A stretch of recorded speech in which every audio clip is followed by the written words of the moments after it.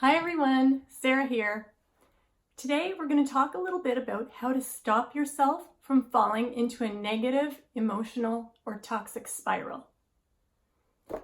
I am Sarah Murphy, Rainbow Warrior. I am a meditation teacher, an intuitive spiritual guide and healer, and I'm here to help you on your healing journey.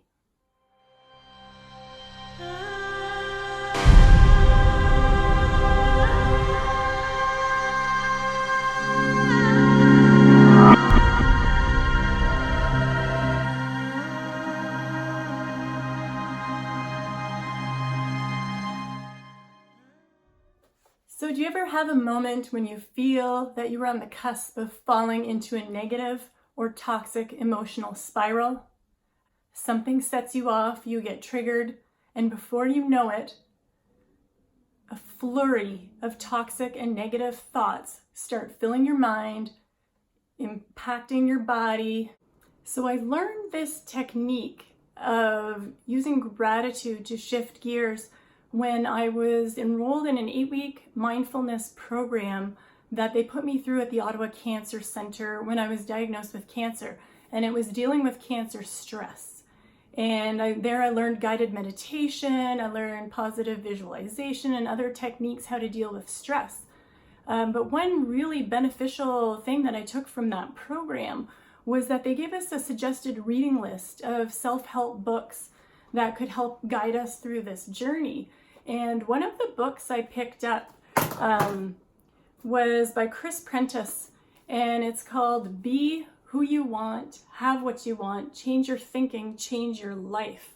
And in this book, and I mean literally this book changed my life. In this book, Chris Prentice, the author, who is a recovery expert, really amazing author, has some great programs. He runs you through gratitude journaling. And in doing this gratitude journaling, I saw the evidence of how doing just 30 days worth of gratitude journaling gave me the tools that I needed. It changed my way of thinking. It gave me tools that I needed to switch my mindset and my perspective on a situation by focusing on the things that I was grateful for.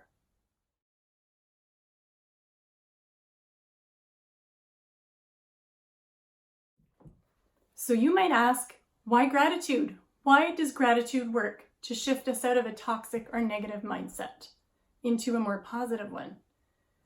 Well, a little bit about our brains. Our brains are malleable. There's something called neuroplasticity. So our brains are basically malleable like plasticine or clay. So we can reshape them based upon our experiences. So the way you thought 5 years ago isn't going to be the same way you think today, because based on the experiences that have happened to you in the last 5 years, your way of thinking is different. The scientific research has shown that gratitude has physical health benefits. It benefits relationships, your relationships with other people.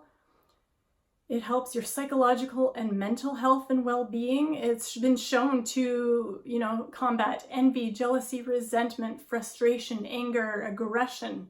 It increases our ability to have empathy for others. It increases our self-esteem. It reduces stress, and it helps with dealing with trauma as well. So the science shows us that gratitude works. The evidence based on my own experience and the experiences of others shows that it works. So whenever I feel myself falling into a dark, toxic spiral of negative emotions, I'm just like, stop. And I throw out those gratitudes, start whipping them at my brain.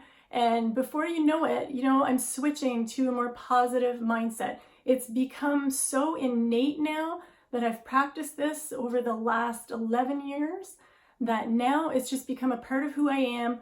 I still experience those negative emotions. I let them move through me and I say, okay, that's enough, and throw out some gratitudes. And that positive mind shift happens, and it's wonderful when it happens.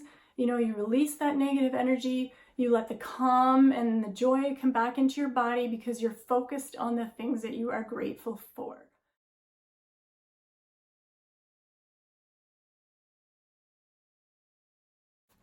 So some ideas that I can suggest to you would be, one would be gratitude journaling. So you can pick 5 to 10 things that you are grateful for and write these into a journal, every day for 30 days. Give yourself, a timeline and say, I'm going to give this exercise a try.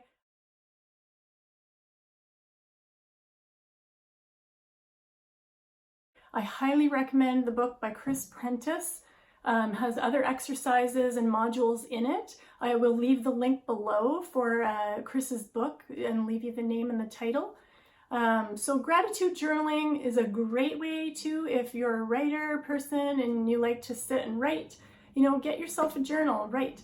You can put them in your smartphone if that works easier for you. It's the idea of being mindful when you're writing these and not just scratch them out, any old thing, I'm grateful for food, I'm grateful for a house. You want to be specific and mindful when you're writing these gratitudes.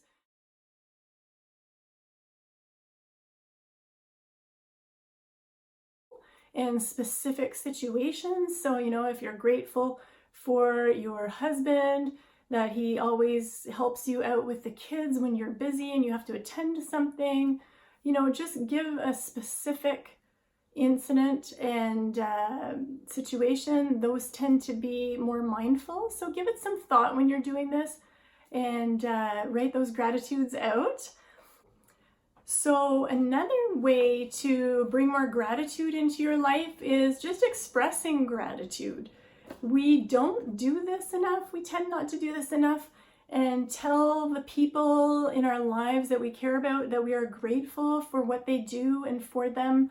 Sometimes we think it and we know how we feel, but we don't express it as often as we should. So this is great. You can do this with friends, family, even strangers.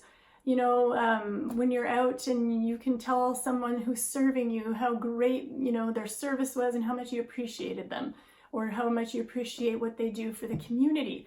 All these things really bring in positive energy for yourself, for the other person. It's just a great way to express gratitude. Another really fun way to bring gratitude into your life and into your home is expressing gratitude with your family.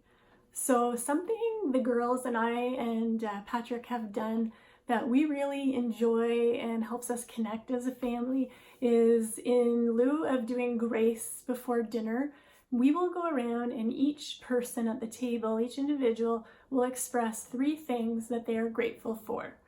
And we ask them to be mindful about this. We ask the kids to be mindful in their choices and express gratitude.